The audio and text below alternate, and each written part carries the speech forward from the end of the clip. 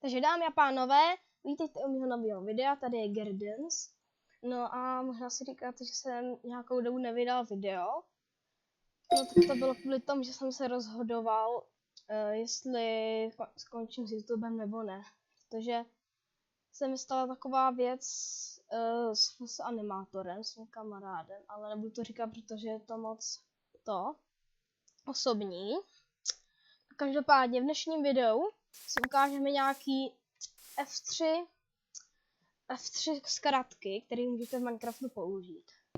Možná znáte teda normální příkazy. Tady jsem to třeba zrovna zkoušel. Normální příkazy lomeno a tady máte příkazy. Ale zkratky F3 tak jsou, když podržíte klávesu F3 a zmáčknete jinou klávesu. Tak si je představíme. Takže prvně bych vám chtěl ukázat zkratku, která vám ukáže zobrazení čunků, což jsou prostě rozdělení světa, je to 16x16. A vidíme, že tady nám zapadá smysl, tak já jenom rychle zastavím den. Tak a to je pomocí toho, že zmáčknete F3 plus G. Ale já vám to napíšu do chatu hranice čunků zóny, ladění. Mám český Minecraft, doufám, že to pro vás není úplný nezvyk. A takhle, když se podíváme nahoru, tak je to fakt hustý, protože to vypadá, jako když jsme byli uprostřed nějaký mega vysoký věže. Takže, no a když jdeme dál, tak se zobrazí další chunk. A vypadneme to pomocí toho, že to zmáčkneme znovu, F3 plus G. Takže, potom.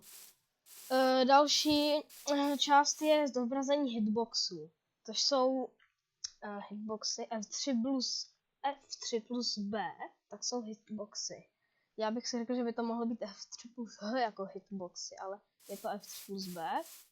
A to nám zobrazuje na itemu na zemi a na mobech, kde můžeme hitat. Kde když na ně klikneme levým tlačítkem, tak jim to dá damage. No já tady momentálně nikoho nemám, žádný vesničany, protože jsem na začátku všechny zabil pomocí příkazu, takže se mi to tady legálně sekalo. No tak si nějaký spawnem, třeba takový obyčejnou slívku. A vidíte, že se nám ukazují i hitboxy. Ta modrá čára je, kam vlastně ona vidí. A to bílý kolem, tak jsou hitboxy právě. A my si teď ukážeme, já si vezmu nějaký slabší meč, třeba jenom dřevěný. Tak. A zkusím hitnout někam. Ty hitboxy jakože nemá, tady kousek nic si to neudělá. A když hitneme do těch hitboxů, tak to zabije. Právě. A i na těch itemech, viděli jste, a i na těch itemech. Tady, ten hitbox a tam vidí, je to strašně divný, nechápu to úplně. Je to zajímavý. No a potom další zkratka, která je dost zůstá, třeba když jdete na záchod nebo nevím, tak zmačkneme escape. Tak to jako máme tohle, ale mně vždycky přišlo, že se tím hra nezastaví. A proto nemám úplně počkej, ty torečky, ty partikle, tak dám escape. Ty partikle se fakt zastavily, ale můžete použít ještě jinou hustou věc. A to je, ještě vypneme ty hitboxy, F3 plus B.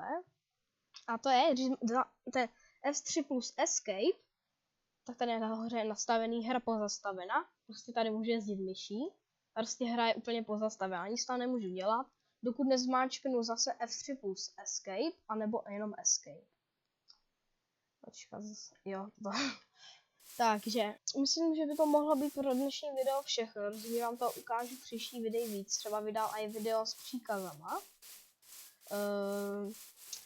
No a já, tak po tomhle videu plánuju natočit video s příkazama. Třeba jak se používají různý příkazy, hodně dobrý. No a to bude pěkně dlouhý video. No a teď už si myslím, že je to pro dnešek konec. Takže já asi končím. Bylo to trochu kratší video a docela málo těch věcí.